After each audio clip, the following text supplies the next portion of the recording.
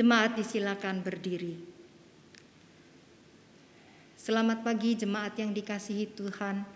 Bersyukur kembali kita diberi kesempatan untuk beribadah kepada Tuhan. Mari kita arahkan seluruh perhatian kita kepada Tuhan yang empunya ibadah kita. Mari bersaat teduh.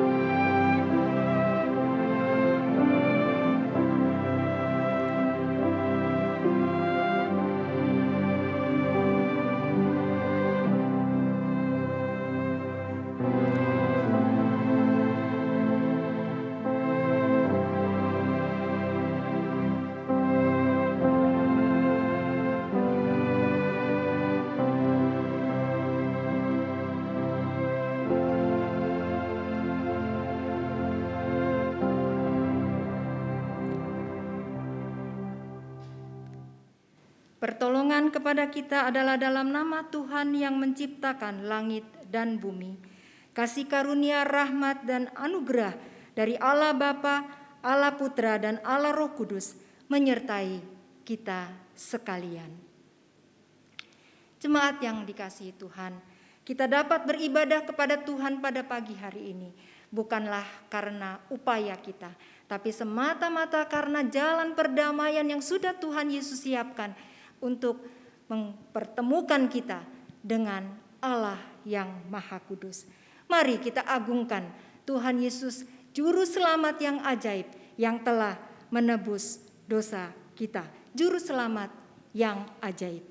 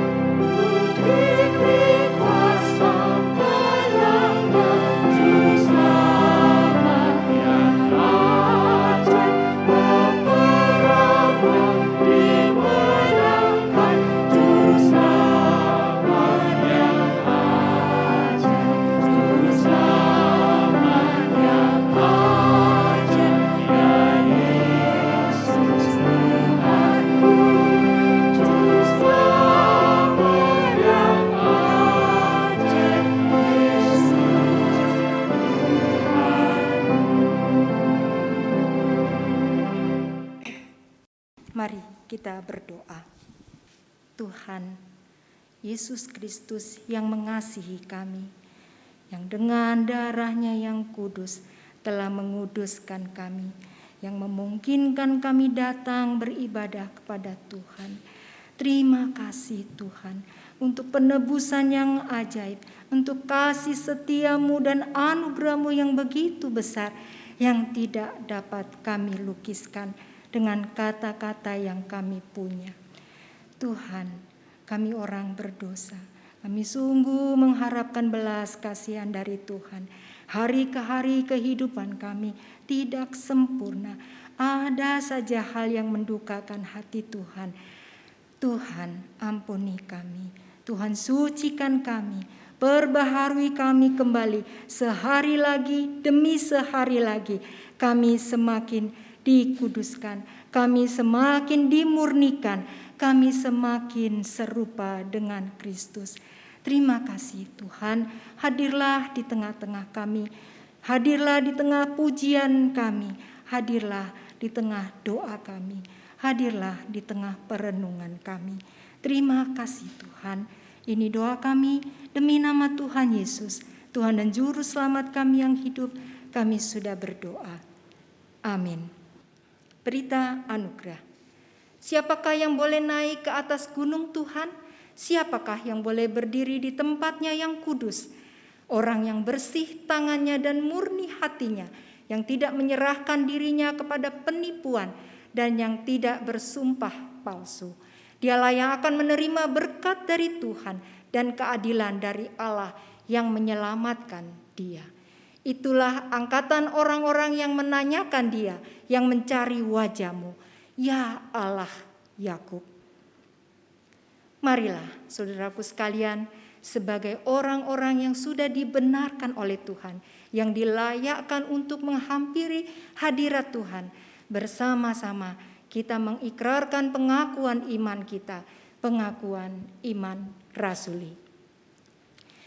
Aku percaya kepada Allah, Bapa yang Maha Kuasa, Khalik langit dan bumi, dan kepada Yesus Kristus, anaknya yang tunggal Tuhan kita, yang dikandung dari Roh Kudus, lahir dari anak darah Maria, yang menderita sengsara di bawah pemerintahan Pontius Pilatus, disalibkan, mati dan dikuburkan, turun ke dalam kerajaan maut.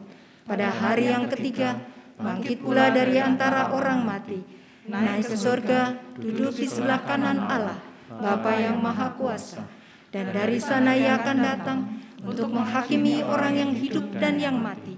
Aku percaya kepada Roh Kudus, gereja yang kudus dan am, persekutuan orang kudus, pengampunan dosa, kebangkitan tubuh, dan hidup yang kekal.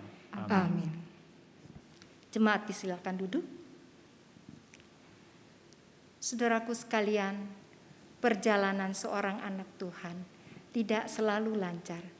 Kadang Tuhan izinkan perjalanan yang berliku. Kadang Tuhan izinkan pergumulan yang silih berganti. Kadang Tuhan mengizinkan luka hati. Kadang Tuhan mengizinkan begitu banyak kesukaran demi kesukaran. Dengan iman kita bisa memandang itu sebagai bagian dari upaya Tuhan untuk memurnikan kita, untuk meneguhkan iman kita, untuk membuat kita semakin serupa dengan Kristus. Pergumulan, kesukaran bukan untuk menjatuhkan kita, melainkan untuk memurnikan kita. Kita menjadi pribadi yang semakin utuh di hadapan Tuhan, dan kita menjadi pribadi yang semakin berintegritas bagi kemuliaan Tuhan. Gemblenglah aku agar lebih murni.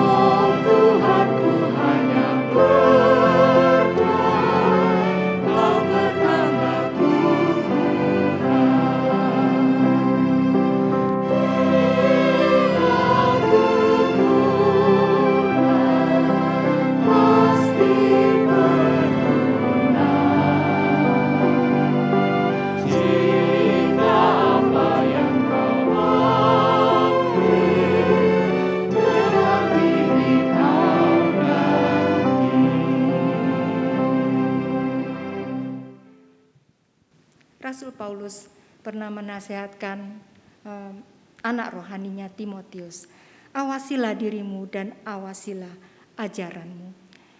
Saudaraku sekalian, firman Tuhan selalu mengingatkan kita agar kita berhati-hati dengan apa yang kita lakukan. Apakah semua yang kita lakukan, semua yang kita persembahkan kepada Tuhan, itu selaras dengan pemahaman kita akan kebenaran, itu semua selaras dengan iman kita. Apakah di hadapan Tuhan dan di hadapan manusia kita telah menjalankan tugas tanggung jawab kita, mengawasi diri kita sendiri dan mengawasi ajaran kita.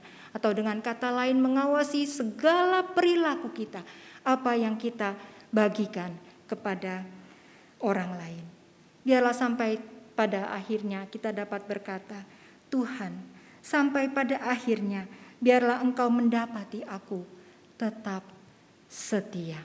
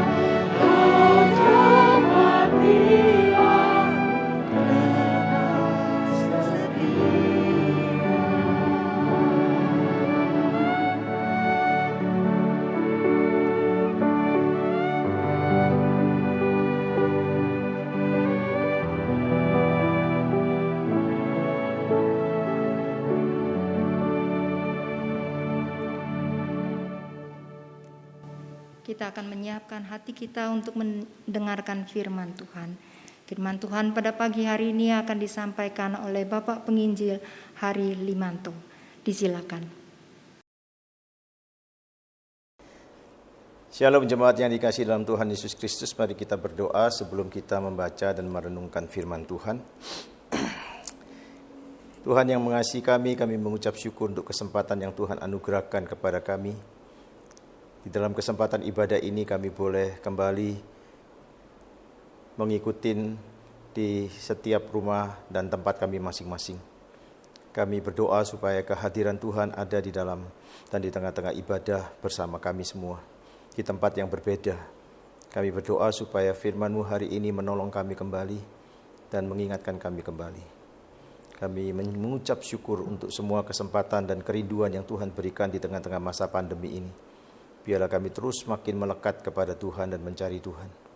Terpujilah Engkau di dalam dan demi nama Yesus Kristus kami menyerahkan pemberitaan firman Tuhan hari ini dalam ibadah yang kudus yang Tuhan perkenankan.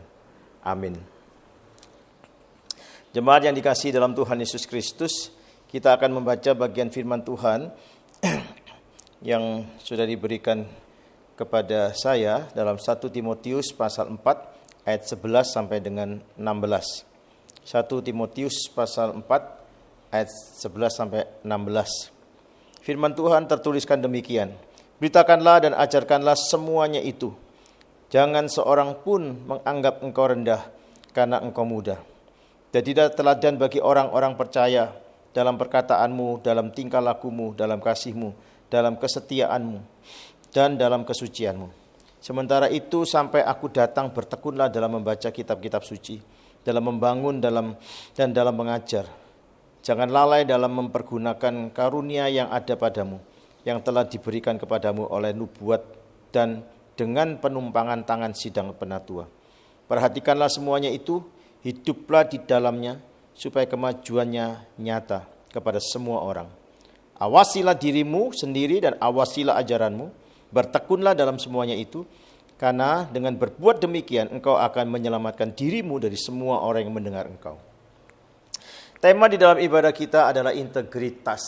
Integritas itu satu, ucapan, tindakan atau perkataan dan tingkah laku itu sama. Ya. Saudara, itu pengertian praktisnya tentang integritas, ya.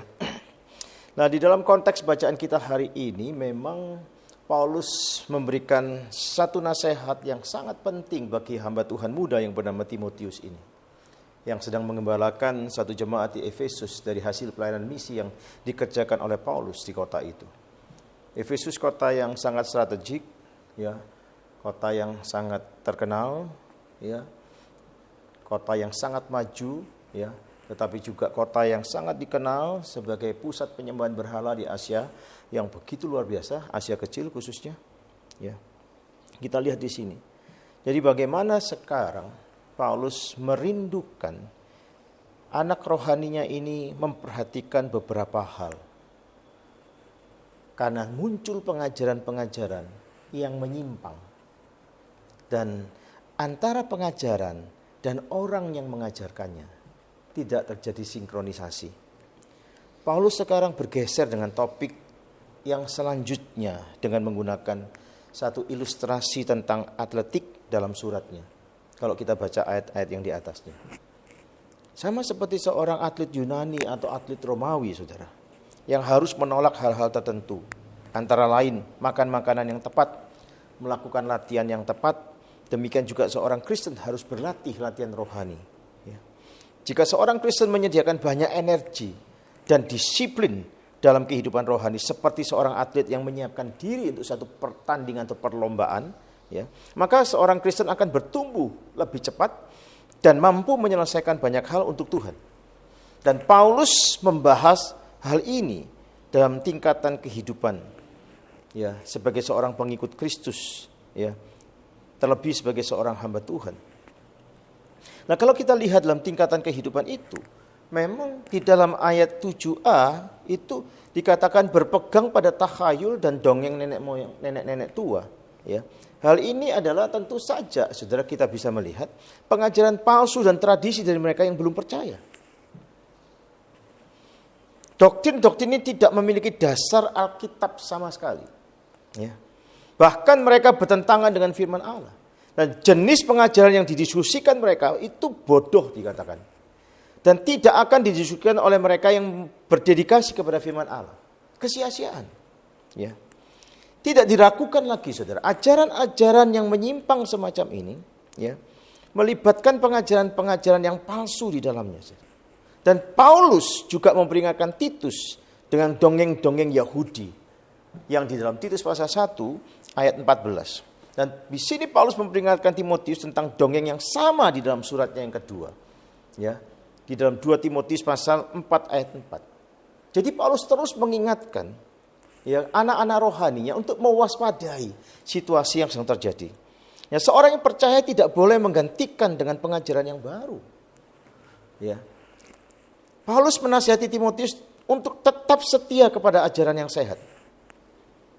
Ya, yang telah dikatakan kau ikuti selama ini kalau kita baca ayat 6b tersebut.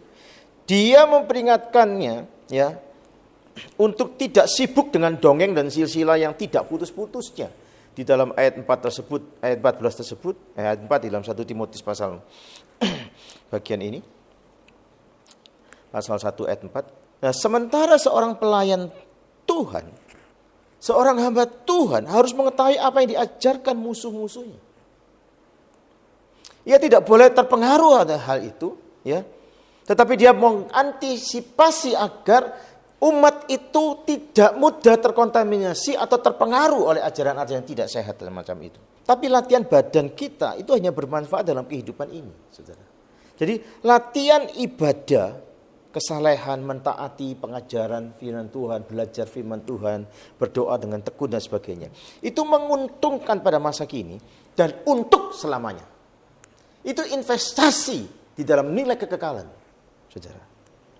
Paulus tidak meminta Timotius untuk memilih satu dari keduanya, tidak. Ya, saya pikir Tuhan mengharapkan kita untuk mempraktekkan keduanya. Ya, tubuh yang sehat dapat dipakai oleh Tuhan, bisa melayani dengan baik dan sebagainya. Tetapi kita harus mengutamakan masalah kekudusan di dalam kehidupan ini. Itu yang ingin ditekankan oleh Paulus di dalam konteks bacaan ini. Ya. Maka dia menggunakan kalimat yang kekal, kesalehan. Seorang yang bernama Philip Brooks pernah mengatakan kalimat bahwa tujuan yang paling besar dalam kehidupan adalah membentuk karakter karena kebenaran, karakter ilahi. Artinya kesalehan dan perilaku yang jauh lebih penting daripada semua piala sebagai tanda prestasi yang kita capai. Aksesoris kehidupan seorang Kristen itu bukan mobil mewah, ya, bukan cincin-cincin berlian, kalung berlian, semua yang serba gemerlap semacam itu. Orang mau punya it's okay lah, ya. Tetapi harus disadari, aksesoris kehidupan Kristen itu adalah karakter Kristus. Di situ nampak bagaimana kita memiliki kasih dan mempraktekkan kasih itu. Bagaimana kasih itu peduli dan punya dampak yang besar. Jadi kita khotbah tentang kasih, mempraktekkan tentang kasih dan berdampak sangat besar. Selama pandemi, saudara, sejak Maret akhir sampai hari ini sudah memasuki bulan Agustus. Saya tidak berhenti untuk peduli kepada kondisi yang ada di lingkungan. Baik yang paling dekat, agak sedikit jauh, agak jauh, dan yang jauh. Belajar untuk peduli dan berbagi. Pada kesempatan saya punya waktu untuk melayani di GKA Solo. Saya membawa beras organik. Minggu pagi sebelum khotbah, ya, selesai saya mempersiapkan diri dengan Tuhan dan sebagainya. Mandi-mandi, langsung keluar dengan seorang rekan. Melihat tukang becak, melihat tuh orang tukang sapu dan sebagainya. Mobil saya berhentikan, saya turun, saya kasih beras organik. Kaget dia. Ada bapak yang sedang duduk menunggu penumpang tukang becak ini. Saya bilang, Pak, selamat pagi. Saya sapa, Pak, ini ada berkat, ya, dan sebagainya. Senangnya luar biasa. Senang luar biasa. Sampai yang terakhir, ya sudah beras habis. Tapi tinggal 2 tukang becak. Wah, gimana ya? Saya pas kasih yang satu muncul. Saya masuk dalam mobil, saya ambil dompet. Saya panggil teman saya, tolong kasihkan bapak itu. Wah, ini orang dikasih uang, ya. Padahal uang itu ukuran yang sama dengan beras yang saya kasihkan. Terus saya sedikit tambah kepada yang tadi terima beras untuk dia bisa beli lauk. Belajar di semua tempat untuk mempraktekkan berbagi kasih. Saya baru pulang dari Jakarta, dalam kontrol juga ada kesempatan pelayanan dan juga hadir dalam satu acara dengan menjaga protokol kesehatan yang begitu luar biasa. Coba belajar untuk berbagi kepada seorang Gojek. Ya. Persis di tempat penginapan kami saya belajar untuk berbagi kepadanya.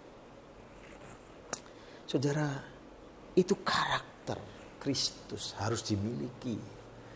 Ya.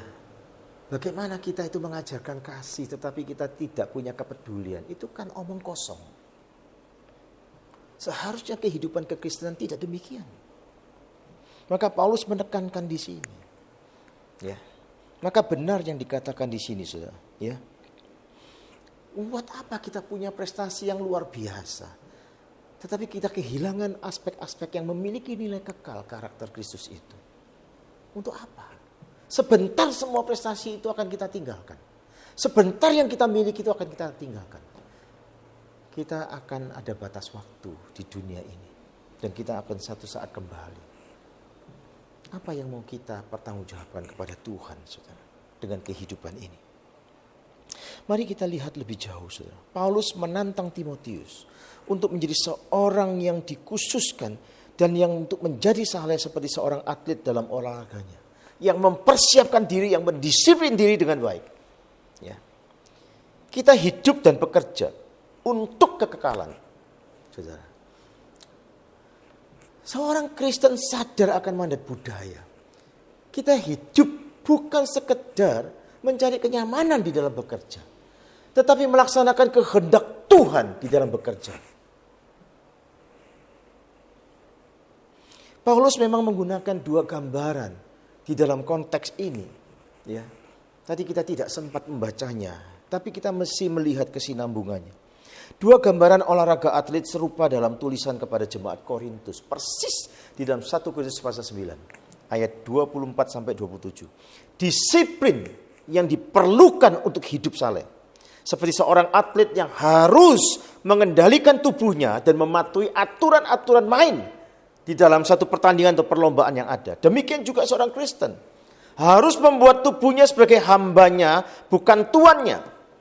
Jadi ketika kita melihat tim sepak bola melakukan senam di bawah terik matahari, ya apalagi sekarang dalam masa pandemi banyak orang tiba-tiba ya enggak COVID pun ya berjemur gitu ya. Saya pergi ke rumah sakit, saya melihat supir yang ngantar majikannya ya. Tiba-tiba dia selesai keluar dari tempat itu, dia langsung buka baju, dia berjemur. Saya bilang, wah ini orang benar-benar menjaga diri dengan baik, kira-kira begitu. Saudara perhatikan di dalam konteks ini, ya. Jadi ketika tim sepak bola melakukan senam di bawah terik matahari, ini mengingatkan kita pentingnya latihan spiritual yang harus dilakukan. Seperti yang dikatakan Ibrani pasal 5 ayat 14. Doa, meditasi, evaluasi diri, refleksi, persekutuan, melakukan pelayanan, memberikan pengorbanan, ketundukan kepada kehendak Tuhan, dan bagaimana perendahan diri kepada orang lain, bersaksi dan sebagainya. Semua ini dapat menjadi bentuk latihan dan disiplin rohani, di mana melalui pekerjaan Roh Kudus untuk menjadikan kita orang-orang yang bertumbuh dan yang berkenan di hadapan Tuhan. Hidup kita itu kan mencari perkenanan Tuhan, saudara. Itu orang yang berintegritas. Dan Paulus mau anak rohaninya Timotius itu demikian. Latihan rohani tidak mudah. Disiplin rohani itu menunjukkan bahwa kita itu sadar akan kekurangan dan kelemahan serta keterbatasan kita. Dan kita mau tunduk betul untuk dipimpin dan diarahkan oleh Tuhan lewat firman-Nya. Dan Roh Kudus memimpin kita untuk mentaati kebenaran firman-Nya. Itu menunjukkan kerendahan hati seseorang yang sadar dan harus memiliki disiplin rohani. Tapi orang yang sombong, dia tidak butuh itu. Ya. Dia tidak menyadari, dia hanya melihat sisi kelebihan dia. Tapi sisi kelebihan dia bisa menghancurkan dirinya. Karena orang-orang yang inferior, minder seringkali justru terjebak di dalam masalah-masalah ketidakmampuan dan sebagainya. Tetapi orang-orang yang punya keterampilan khusus, yang kepandaian khusus, dia juga bisa terjebak di dalam arogansi, kesombongan, kecongkakan yang ada. Kedua sisi ini ada di dalam Alkitab. Kita lihat di dalam kasus Menara Babel, bagaimana waktu teknologi industri ditemukan tir gala-gala tersebut. Bagaimana ditemukannya, kemudian mereka merasa diri hebat akan membangun. Dan lain sebagainya. Saudara bisa lihat di sini.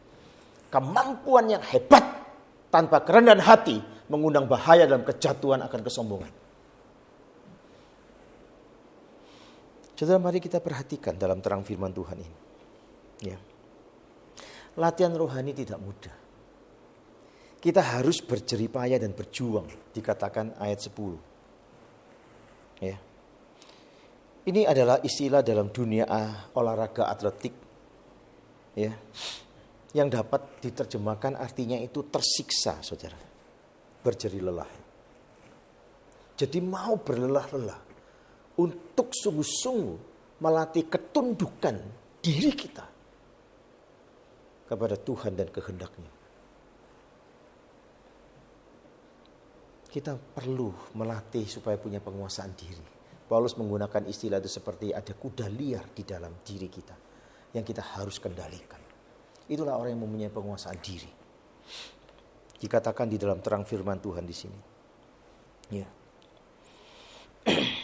Ini adalah gambaran seorang atlet yang tegang dan memberikan yang terbaik supaya menang. Terus konsentrasi penuh. Dia tidak mau sedikit pun lengah. Ya. Seorang Kristen yang ingin unggul harus benar-benar bekerja di dalamnya oleh kasih karunia dan dengan tujuan untuk kemuliaan Tuhan. Dia harus tahu kepada kesadaran itu. Bukan untuk dirinya. Bukan supaya orang menilai dia punya prestasi, tidak. Dia tahu semua karena kasih karunia. Dan dia tahu tujuan daripada semua itu adalah untuk kemuliaan Tuhan. Tapi latihan dalam kehidupan yang saleh itu tidak hanya menguntungkan bagi kita, namun juga menguntungkan bagi orang lain. Maka itu yang dibicarakan di dalam ayat 11, 12 dalam bacaan kita. Hal ini memungkinkan kita dapat menjadi contoh yang baik, teladan, sehingga kita dapat mendorong orang lain melakukan yang sama. Saudara, kita kasih contoh, kita mengajarkan, itu pun belum tentu orang itu bisa dengan segera berespon. Belum tentu. Kita melatih hidup beriman. Hamba Tuhan muda ini, belum tentu mereka punya kesediaan dan keberanian melakukannya.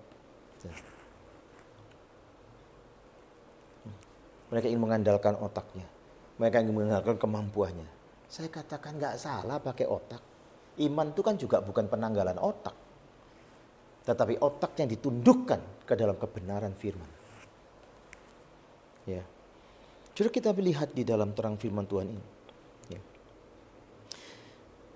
Paulus menyebutkan beberapa aspek kehidupan di mana kita harus menjadi contoh. Dikatakan dalam perkataan, ini menyiratkan bahwa kata-kata kita harus selalu jujur dan penuh kasih. Berbicara dalam kebenaran di dalam kasih, dikatakan Efesus pasal 4 ayat 15 tersebut. Ya. Dalam perkataan, dalam tingkah laku, ya. Ini menunjukkan bahwa hidup kita dikendalikan oleh firman Allah. Ya. Kita tidak seperti orang-orang munafik yang dijelaskan oleh Paulus kepada Titus di dalam Titus pasal 1 ayat 16. Tidak. Mereka mengaku bahwa mereka mengenal Allah, tetapi perbuatan mereka menyangkal tentang Allah itu sendiri. Saudara, kita bisa lihat di sini. Bukan berarti bahwa hidup kita itu akan sangat perjalanan mulus dan 100% kita akan begitu kudusnya. Kita itu dalam proses. Tapi orang yang punya kerinduan untuk bertumbuh, kerinduan untuk memelihara kekudusan Allah berbeda dengan orang yang tidak punya semangat sama sekali untuk mencintai Tuhan dan mencintai firman-Nya. Di dalam kelemahan kegagalan mungkin dia bisa terjatuh, tapi tetap dia bangkit dalam kekuatan anugerah Allah itu. Untuk terus mengarahkan diri di dalam perjuangan imannya untuk ikut Kristus. Saudara bisa lihat dalam kasih, konteks di sini tentang kemurahan hati, itu menunjuk kepada motivasi hidup kita. Ya, kita tidak mentaati Tuhan sebagai satu kewajiban keagamaan dan untuk dilihat orang dan untuk mendapatkan pujian seperti yang dipraktekkan oleh orang-orang Farisi, ahli-ahli Taurat dan sebagainya dalam Matius pasal 6 yang Yesus tegur dengan sangat keras. Ya. Tetapi karena kita mengasihi Tuhan dan kita mengasihi sesama kita, itu yang seharusnya menjadi motivasi kita. Pada waktu kita melakukan apa saja, motivasi kasih itu yang mendasari. Dalam semangat tidak ada dalam beberapa naskah misalnya menggambarkan semangat batin. Ya, semangat sukacita anak-anak Tuhan. Dalam iman, dalam kesetiaan itu menunjukkan bahwa kita percaya kepada Allah yang setia. Dan kesetiaannya itu menjadi bagian iman dan kasih berjalan seiring. Tetapi sekaligus kita berjumpa iman selalu mengarah kepada kesetiaan. Iman yang sejati itu selalu mengarah kepada kesetiaan. Berani membayar harga untuk kesetiaannya kepada Kristus. Rela kehilangan apa saja demi kesetiaannya kepada Kristus.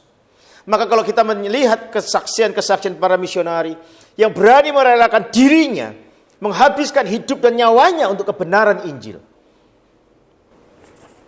Iman yang sejati selalu mengarah kepada kesetiaan. Juga praktek dalam kesucian dalam aspek hidup yang penting. Kita harus hidup di dunia ya yang penuh dengan kejahatan ini. Tetapi kita tidak harus terkontaminasi dengan kejahatan dunia ini. Kota Efesus pusat aktivitas seksual yang najis. Saudara, kita lihat. Dan laki-laki muda Timotius harus menghadapi godaan yang sedemikian luar biasa seramnya. Ya. Dia harus membangun relasi yang kudus dengan jemaatnya, dengan lawan jenisnya di dalam gereja Tuhan. 1 Timotius pasal 5 ayat 2. Dan dia harus menjaga kemurnian pikiran, hati dan tubuhnya sebagai hamba Tuhan muda. Paulus mengingatkan supaya sungguh-sungguh kesalahan hidupnya nampak dalam relasi-relasi dengan siapapun juga. Khususnya di dalam godaan-godaan semacam ini. Kehidupan yang saleh tidak hanya membantu kita dan orang-orang percaya yang lain, ya, tapi juga memiliki pengaruh terhadap orang-orang yang belum percaya. Kerap kali kita menjumpai saudara masuk ke daerah-daerah, ya, seringkali hamba-hamba Tuhan mengalami penolakan bukan karena Injilnya, tetapi karena pembawa Injilnya yang kurang wise hidupnya, kurang bijak hidupnya, ya, dan tidak dalam hikmat Tuhan dan sebagainya. Sehingga itu menjadi sorotan yang tajam, batu sandungan yang menggagalkan komunikasi lebih jauh.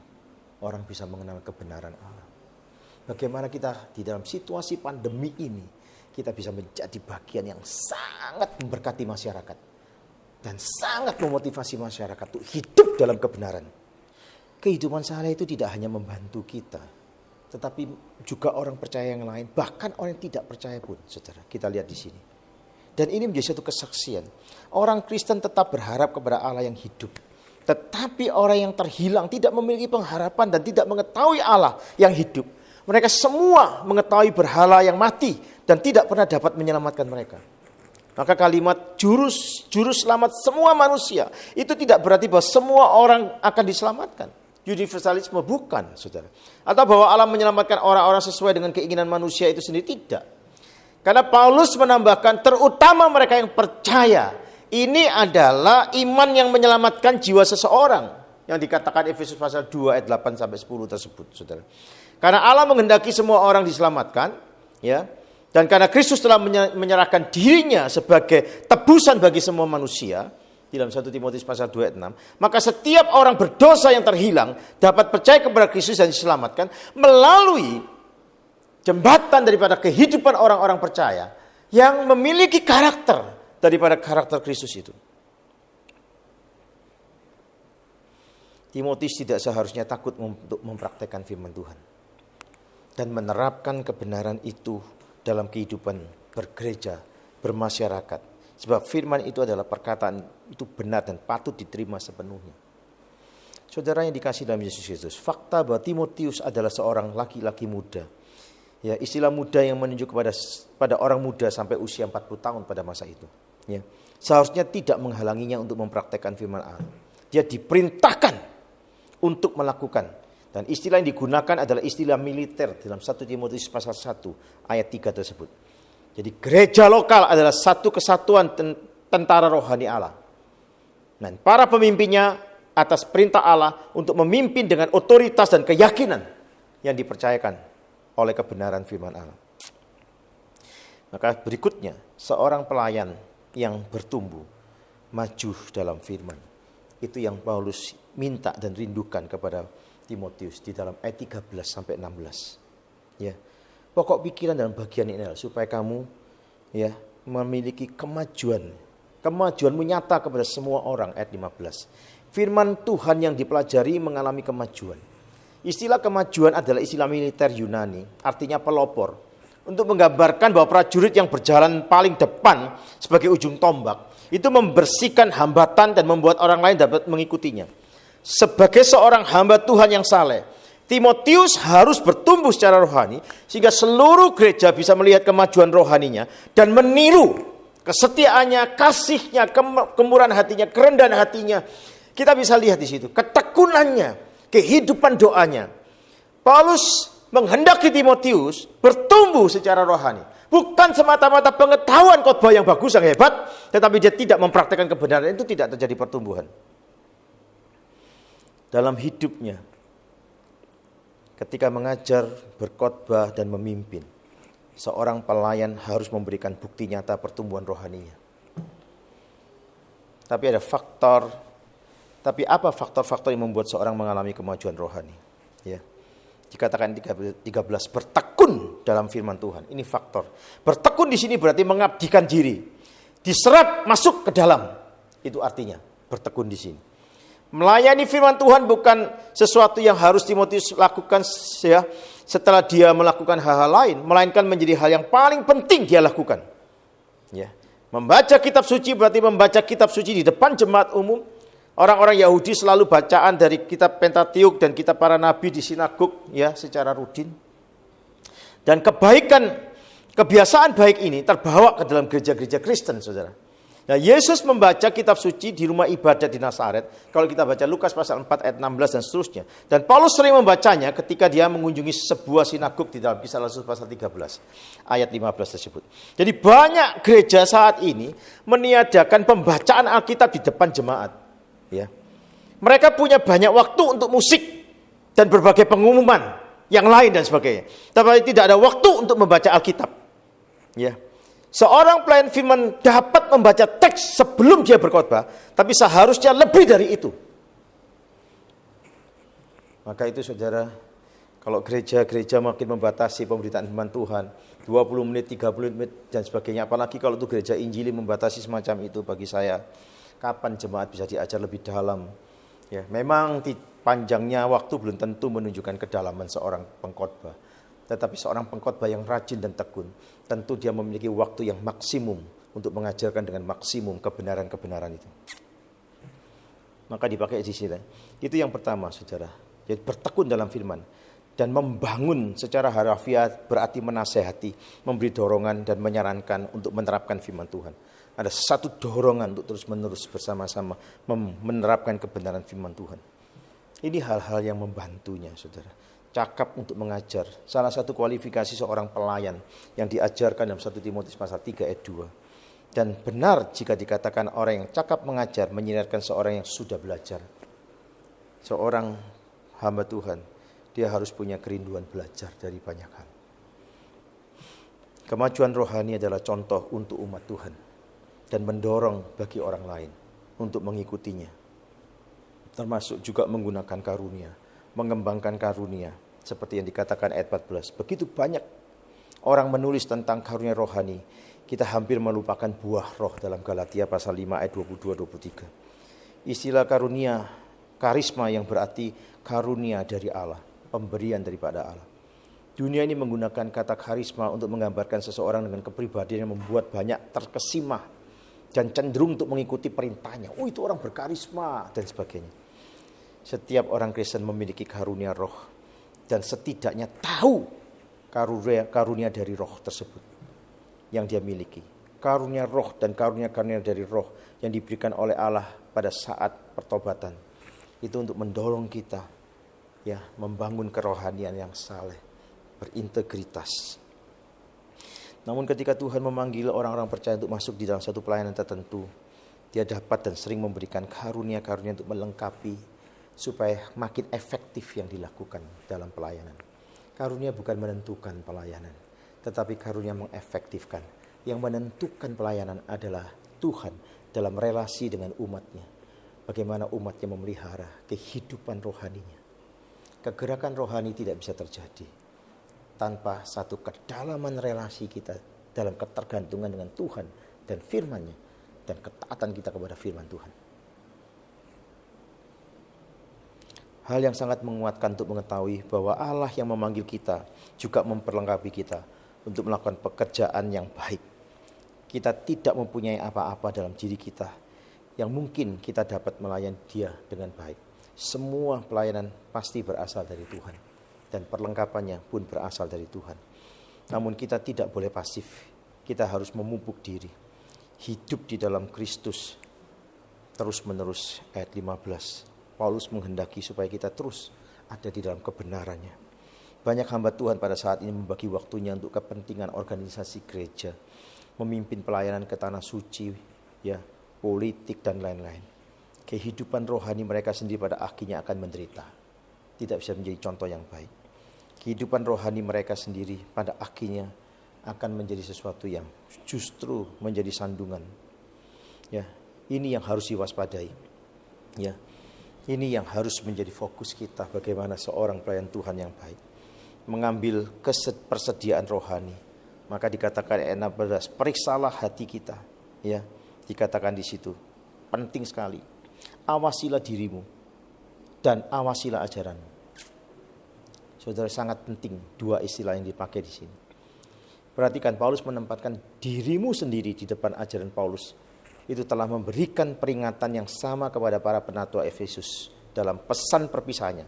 Oleh karena itu jagalah dirimu dalam Efesus pasal 20 ayat 28. Dalam Kisah Rasul pasal 20 ayat 28. Seorang hamba Allah bisa begitu memprioritaskan sungguh-sungguh kehidupan dengan Tuhan dan menggali kebenaran firman Tuhan. Artinya dia mengawasi dirinya oleh firman Tuhan. Tapi sekaligus dia mengawasi ajarannya, ya, di dalam kebenaran firman Allah. Saya sangat tertarik dengan seorang penginjil Amerika tahun 1800, Charles Finney, menggunakan teks untuk berkhotbah. Dia memberi judul khotbahnya, Pak Pendeta, selamatkanlah diri sendiri. Khotbah semacam ini diperlukan pada saat ini, saudara. Ya, karena kita melihat orang-orang meninggalkan pelayanannya karena tidak menjadi kehidupan rohaninya, sehingga banyak mengalami kejatuhan masalah moral, perceraian, perilaku yang memalukan, dan menghancurkan banyak hamba Tuhan. Sebab siapa yang menyangka bahwa ia teguh berdiri, hati-hatilah, supaya ia jangan jatuh. Kiranya Tuhan memberkati kita. Amin. Mari kita berdoa. Kami mengucap syukur untuk kebaikan dan kesetiaan Tuhan memeliharakan hidup kami. Akhirnya kami menyerahkan diri kami ke dalam tangan Tuhan. Supaya kami boleh menjadi orang-orang yang menjadi kesaksian lewat kehidupan karakter Kristus yang nyata dalam diri kami. Berkati jemaat-Mu di dalam masa pandemi ini. Biarlah mereka mungkin makin terlihat kehidupan karakter Kristus dalam kasih, kemurahan hati, kerendahan hati. Untuk peduli kepada orang-orang yang lain. Berkati jemaat-Mu dan tolonglah mereka bisa menjadi alat kesaksian-Mu yang memuliakan Engkau di dalam masa pandemi ini. Dan tolonglah gereja-Mu untuk terus boleh bersaksi di tengah-tengah kondisi yang ada. Tuhan dipermuliakan. Terpujilah Engkau, di dalam nama Yesus kami berdoa. Amin.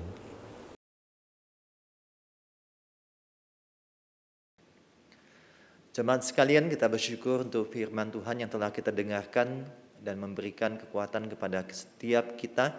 Dan kita akan melanjutkan dengan doa syafaat. Mari Bapak Ibu sekalian, kita masuk di dalam doa syafaat. Allah Bapa kami yang bertata dalam kerajaan surga, kami bersatu hati terus tak henti-hentinya berdoa bagi bangsa dan negara kami Tuhan. Kami berdoa untuk kebijakan Bapak Presiden Jokowi untuk memperpanjang PPKM level 4 untuk beberapa kota dan kabupaten, termasuk untuk di kota Malang ini. Kami terus berdoa bila kebijakan yang diambil ini akan membawa dampak yang sangat baik nantinya dalam perkembangan, dalam upaya pemerintah menangani kasus COVID yang ada di berbagai daerah di Indonesia ini. Kami juga berdoa biarlah pemerintah dapat mengatur segala sesuatu hal yang dibutuhkan oleh masyarakat terkait di dalam penerapan dari PPKM level 4 ini. Ya Tuhan, kami terus doakan juga upaya pemerintah untuk mempercepat vaksinasi, mendistribusikan vaksin di berbagai daerah, mengimpor vaksin, berbagai macam vaksin untuk didatangkan di Indonesia, agar percepatan vaksin yang dirindukan ini dapat terlaksana. Kami doakan juga untuk vaksinasi yang dilakukan di Kota Malang ini, biarlah Tuhan juga boleh menyertai untuk segala badan-badan usaha, segala dinas-dinas yang terlibat di dalamnya. Biarlah Tuhan boleh memberkati sehingga percepatan vaksin dapat dilakukan di Kota Malang ini. Ya Tuhan, kami juga berdoa Tuhan untuk jemaat Gereja Kristen Kalam Kudus Malang.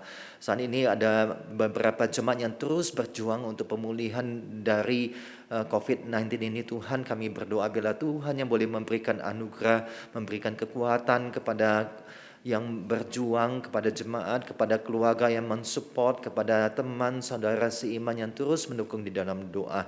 Kami berdoa Tuhan, pergumulan-pergumulan yang ada saat ini, termasuk juga pergumulan di dalam lapangan pekerjaan, biarlah Tuhan juga boleh menyertai untuk jemaat yang bergumul di tengah-tengah penerapan dari PPKM level 4 ini mengakibatkan berbagai dampak termasuk dalam ekonomi keluarga-keluarga yang ada.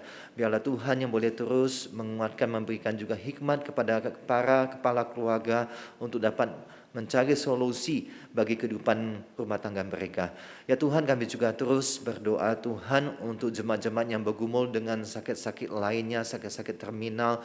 Biarlah Tuhan yang boleh pimpin dan berkati untuk aktivitas yang harus terus dijalani, cuci darah, kemoterapi dan sebagainya. Biarlah Tuhan yang mampukan agar tetap bersandar dan berharap kepada Tuhan di tengah situasi yang sulit ini.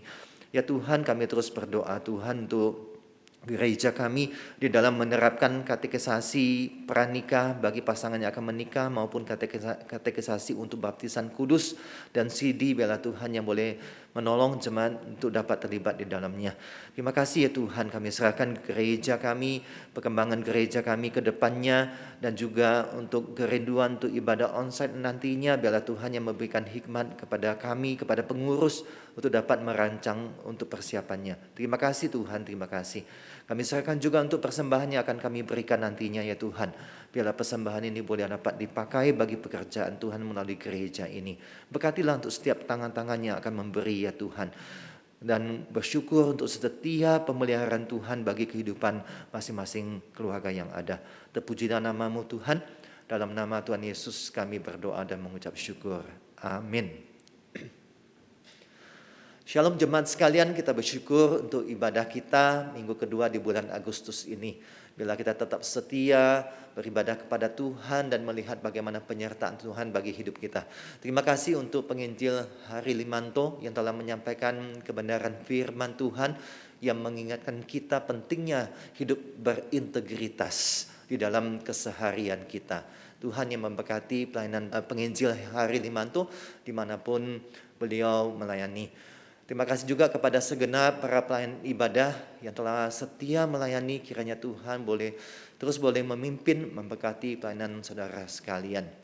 Jemaat sekalian, persembahan dapat diberikan melalui transfer ke rekening gereja ataupun scan QR code seperti yang ada di layar. Persembahan dapat berupa persembahan rutin biasa, persembahan persepuluhan maupun persembahan aksi peduli COVID-19 untuk menolong saudara-saudara kita yang mengalami terpapar COVID-19 ini untuk pemulihannya. Selanjutnya kita akan menyaksikan warta tayang, dipersilakan. Shalom jemaat sekalian. Kelas katekisasi baptisan atau CD akan dimulai kembali pada minggu depan tanggal 15 Agustus 2021 melalui aplikasi Zoom. Pendaftaran terakhir diterima pada tanggal 11 Agustus dan bagi jemaat yang ingin mengikutinya diharapkan untuk segera mendaftarkan melalui TU Gereja. Kebaktian doa streaming Selasa 10 Agustus 2021 akan dilayani oleh Pendeta Hendra dan diadakan melalui aplikasi Zoom pada pukul 6 sore. Ibadah streaming minggu depan tanggal 15 Agustus 2021 akan dilayani oleh Pendeta Budi Mulyono. Ibadah streaming dapat diakses di YouTube channel GKKK Malang dan ibadah umum yang pertama ditayangkan di Malang TV pada pukul 6 pagi. Gereja Kristen Kalam Kudus Malang melalui Yayasan Galang Karsa Karya Karunia menyelenggarakan sebuah pelayanan yang mengintegrasikan pendidikan dan pembentukan karakter. Rumah Kasih adalah rumah yang dirancang untuk mengasuh dan merawat anak dan remaja Jemaat GKKK Malang. Rumah Kasih menjadi mitra dan pendamping bagi keluarga jemaat dalam menjalankan tugas perawatan dan pengasuhan anak. Rumah Kasih merupakan wujud kepedulian gereja terhadap anak jemaat yang membutuhkan. Putra-putri jemaat yang membutuhkan mulai usia TK sampai SMP bisa menjadi peserta asuh di Rumah Kasih. Jemaat juga bisa bergabung dengan Rumah Kasih dengan menjadi kontributor atau pendukung. Pertama, memberikan dukungan dana, memberikan ide-ide wirausaha. Kemudian, jemaat juga bisa bergabung di Rumah Kasih sebagai pengajar. Jika jemaat membutuhkan informasi lebih lanjut, bisa menghubungi kontak person berikut ini. Berikut adalah bentuk fisik, sarana, dan prasarana Rumah Kasih sampai dengan hari ini. Kami menantikan jemaat bisa bergabung untuk mengerjakan pekerjaan mulia ini sebagai wujud pelayanan kita. Rumah Kasih menjadi kawan dalam pengharapan. Mohon dukungan doa bagi pelayanan di gereja kita. Selamat hari Minggu, Tuhan Yesus memberkati. Jemaat sekalian, saya ingin memberikan penekanan pada pengumuman kelas katekisasi bagi calon baptisan ataupun CD dewasa. Silakan Bapak Ibu sekalian dapat mendorong anak-anak maupun cucu yang telah berusia 15 tahun ke atas untuk dapat mengikuti kelas katekisasi untuk baptisan dan CD. Kiranya mereka sejak masih muda, mereka boleh mempunyai dasar iman yang kokoh, yang kuat di dalam kehidupan mereka. Mari doronglah anak dan cucu untuk bisa mengikuti kelas katekisasi ini. Jemaat sekalian, pandemi memang masih belum tahu kapan akan berakhir, tetapi marilah kita tetap percaya pada perlindungan Tuhan, tetap mengerahkan hati kepada Tuhan. Dan jangan lupa tetap patuhi prokes dengan ketat dimanapun kita berada, terutama ketika kita sedang berada di luar rumah kita. Baik, kita akan mengakhiri ibadah kita. Saya undang kita untuk berdiri dan kita akan menyanyikan pujian doksologi. Love.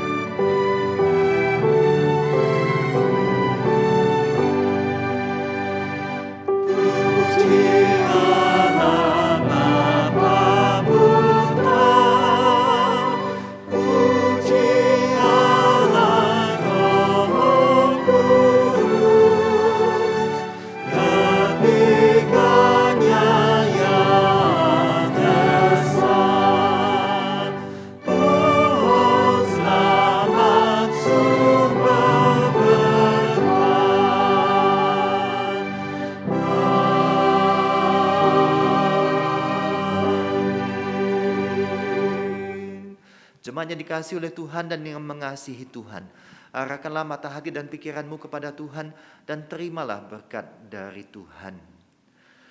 Tuhan memberkati engkau dan melindungi engkau. Tuhan menyinari engkau dengan wajah-Nya dan memberi engkau kasih karunia. Tuhan menghadapkan wajah-Nya kepadamu dan memberi engkau damai sejahtera. Amin.